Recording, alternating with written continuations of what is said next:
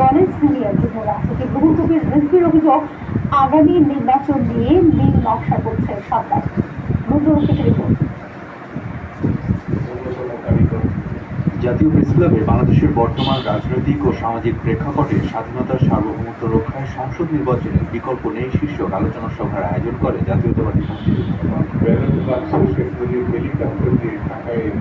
এতে অংশ নিয়ে বিএনপির ভাইস চেয়ারম্যান শামসুজ্জামান দুদু বলেন, মুক্তিযুদ্ধে নিজেদের অপকর্ম নিয়ে ক্ষমা না চেয়ে উল্টো গণতন্ত্রের পথে বাধা সৃষ্টি করছে একটি রাজনৈতিক দল। যে অপকর্ম করেছিল পাকিস্তানি সেনাবাহিনীর সঙ্গে অস্ত্র দেবে, তার জন্য এখনো পর্যন্ত ভালো করে ক্ষমাই ছিল।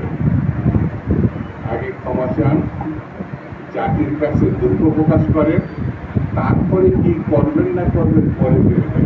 দলটির স্থায়ী কমিটির সদস্য অবসরপ্রাপ্ত মেজর হাফিজউদ্দিন আহমেদ বলেন, দুই তিনটি রাজনৈতিক দলের চাওয়ায় দেশ চলবে না। যারা বলছে যে নির্বাচন হতে দেওয়া হবে না, বিএনপি কোনো দুর্বল দল নয়, তারা নির্বাচন হতে দেবে না। ইনশাআল্লাহ আমরা রাজপথে দেখতে চাই। বর্তমান প্রশাসন এখানে স্বৈরাচারী দোষরা এখন বসে আছে, এদেরকে সরাবার জন্য কোনো ব্যবস্থা নেওয়া হয় নাই এবং এরা থাকলে নির্বাচন সুষ্ঠু হবে না। এদিকে নয়াপল্টনে বিএনপির কেন্দ্রীয় কার্যালয়